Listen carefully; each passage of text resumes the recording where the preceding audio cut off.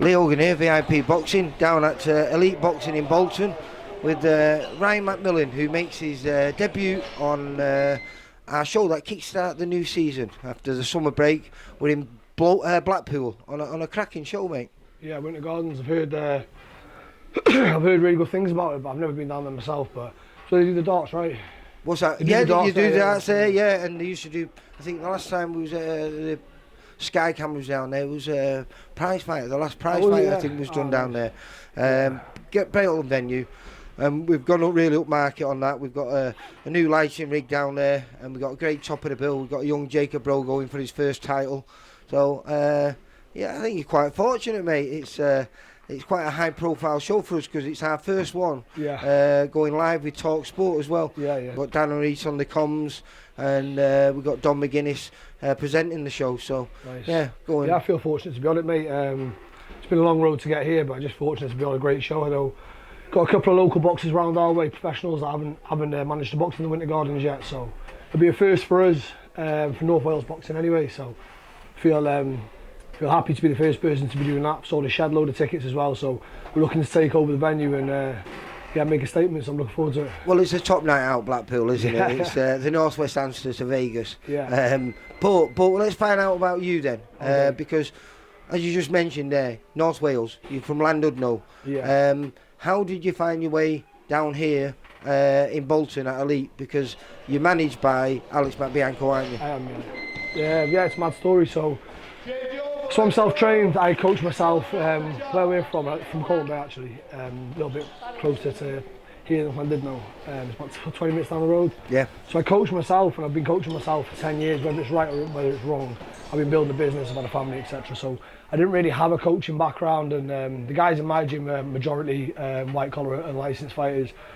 So obviously I had to travel to try and get the best sparring possible to get better. And a friend of mine, Sam Dolman, actually, years ago, he introduced me to Alex. He used to know Alex, and he brought me down here one day to spar, and then I've just been coming down ever since, about 5 years. I didn't even drive when I first started coming down here. I used to get a lift off my, a friend of mine used to give me a lift all the way down. I used to get beaten up, and it'd be a long drive home anyway. Takes about an hour and 45 minutes to get here. But then I just kept coming back. Alex could see obviously that I was consistent, I was trying, you know what I mean? So he put a bit of time into me, showed me a few bits and bobs, and anything that I learned here, then I'd take back to my gym back home and just drill with the lads. You know, we haven't got any crazy pedigree going on. We're just a bunch of mates, we just train hard, and so it benefits me, it benefits them, and just rolled into it like that really. So I started coming down as a sparring partner, and then Alex has always looked after me with helping me out. He's always been at the other end of the phone. Tom McNeil as well, Phil Robinson. Phil got me my amateur licence, which was great.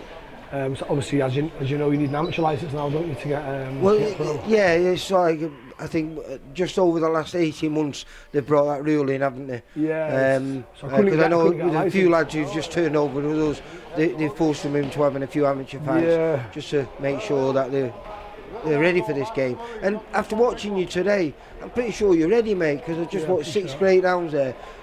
One with a guy I know really well, James Albert. I think the fight's about a month after you up in Oldham. I think he's out for his 9 to 5. And a kid that I filmed a few occasions as an amateur, Max Ramsden. I think I awarded him the fight of the night last time I filmed him.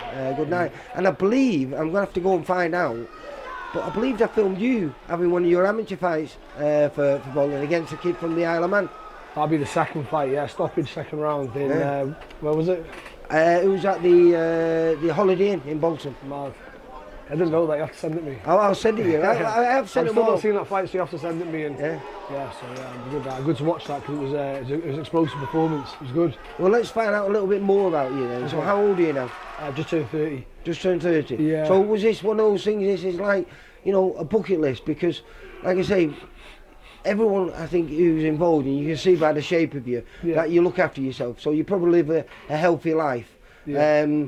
So there's should be, at least if you want and everything goes perfectly, another 5, 6, 7 years in you competing. I mean, I think James Albert, who you've just been sparring there, I think he turned over later than you. I think he was about 32, maybe 33 when he kicked over. Yeah, I started boxing when I was about 18, and I didn't really take it that seriously. I was always interested, but I never really took it that seriously. Had a bit of time out with bits and bobs, and then yeah, it was only when I was about 22 I started taking it really seriously. And like from then, pretty much, it's never really wavered. I've always wanted to turn pro. Ever since I started boxing, I wanted to turn pro. You know, when you just fall in love with the sport. Quite obsessive, isn't it? Fucking hell, yeah, it's like, yeah, pretty much. Once he's got a grip of you, it doesn't let you go, let you alone, does it? I used to like football, and I haven't watched a game of football since. So yeah, boxing just become my life, and just everything that I do focuses around boxing. When I wake up, I think about how can I get better today. Everyone back home knows how hard I work, and yeah, it was just setback after setback, just one thing after another. It was getting to the point where it was like probably not for me. Like I said, from quite a sheltered area as far as professional boxing goes. So yeah, so it wasn't really much help at all. It wasn't for Alex. Who knows what I would have done? Do you know what I mean? So and this place where you've just been today, where you've watched 6 great rounds.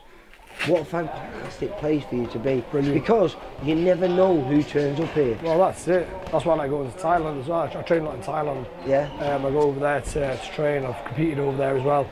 Like I say, it's like a revolving door is just hard nuts. You don't know who's walking in, everyone can fight, and it's just a case of going, you're my size, and the coach will put you together, and then you're always getting that different styles, which is important. As you know, my opponent just pulled out.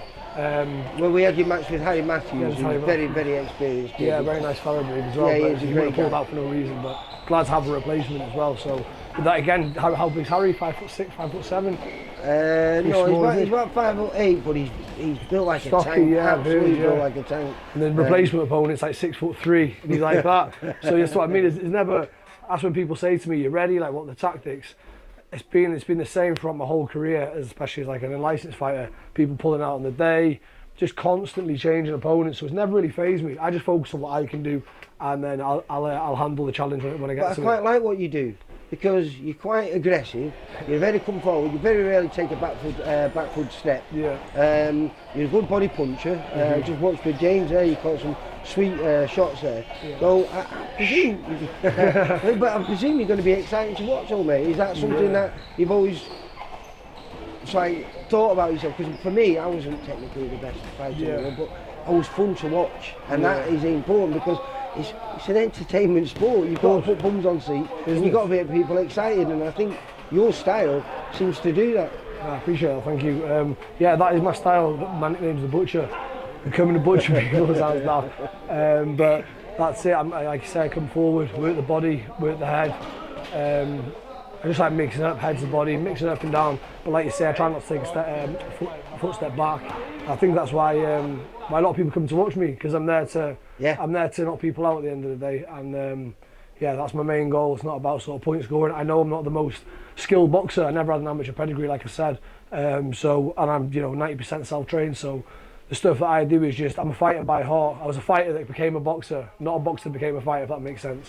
So I had to just learn to box, but I've always had that fight in me, so that's what you see when being as passionate as you are is a very important part, because it's a tough sport, isn't it? Definitely. You know, and you've got, like I say, you've just travelled 2 hours to get here to spar this morning, so I don't know the time you were up this morning, but that must have been hard, that to drag 6 rounds out of you so early in the morning after such a long drive. Yeah, I'm a little bit pissed off with myself. I always am when I leave here, because I drive up here, put so much work in back home, I sit in the car and do this, and I turn up, and like you say, you get a couple of big lads like them boys, and they're coming in, I'm coming in, and before you know it, you stood in the pocket and you're just getting the work in. But it's all learning, and I go home now, I'll train again tonight, and then just right my wrongs. The last round was the last round. My friend said to me, like, just chill out, just box, and you know what I mean, stop taking some shots, be a little bit more cautious.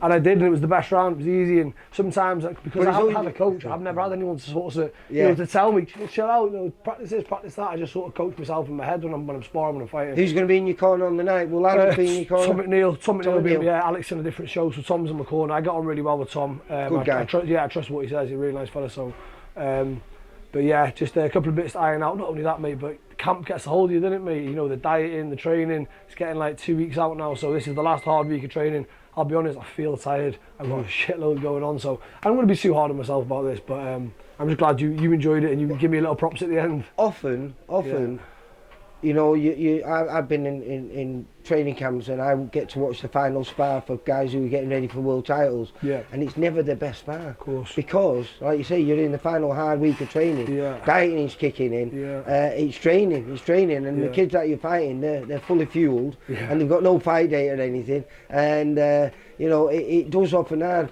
But that's what you've got to learn to understand, that sometimes it's not a bad performance. Yeah. It's just a natural performance. That's it. And my friend was saying that to me. I got out of the ring. Phil always says it to me. He's, "What's up with you now? Keep putting your head down. For you're brilliant. Then you know this and that." I don't know. I suppose if you weren't a perfectionist, you wouldn't be in the position to be a professional boxer, because otherwise you'd be settled, wouldn't you? Well, the problem is, at 30 years old, you've got to learn, and you've got to learn fast, haven't That's you? it. Time's on my the side. good thing about this is, like you say, if you can bring a big crowd, then you're going to get opportunities. Because these people coming to follow you, they're the ones that are going to give you those opportunities, because you're going to be able to get yourself on anyone's show. Yeah. And then depending on how well you do, then you can get somebody excited about you, because that style of yours, I think, is quite exciting and very pleasing to watch. So I'm looking forward to your debut on September the 7th in Blackpool. Not sure, like you say, with the opponent now, because it's just changed, but I know we have got you one. Yeah. And on a great card with some great kids who are all local to the Blackpool region, and Jacob Rowe, a very talented amateur who's going for his first title. So hopefully there's going to be a lot of eyes on there, a lot of people in the venue, and if there is, we're all in for a great night. Yeah, I believe it is going to be a great night. I've seen the card, I've seen the talent that are on it. It's going to be a good night of professional boxing, and like you say, afterwards going out in Blackpool's no better place to go straight after, is there? Some celebrating to be done there, won't there? I know a lot of my mates are staying over, so we've got filled as 53-seater coach, done about 150 tickets. So we're going to be loud and proud, and it's going to be good. I'm just looking forward to it. It's a bucket list thing for me. It's been a long time coming, so like you say, hopefully explosive performance. Someone will see that I can sell the tickets. I've got an exciting style, and hopefully we've got some big shows, and the next 3, 4, 5 years will be very exciting. Fingers crossed. Yeah. Well, we've got Mike Gormley, who'll be down there doing the post-fight interviews. Yeah. Is he going to be saying 1-0? 1-0. 1-0, 1 KO. Right, you take care. I'll see you on the 7th, mate. Take care. Bye. For all boxing info, news and latest interviews, amateur and pro, across the north, click and subscribe. VIP Boxing Promotions. Also Twitter, Instagram and Facebook.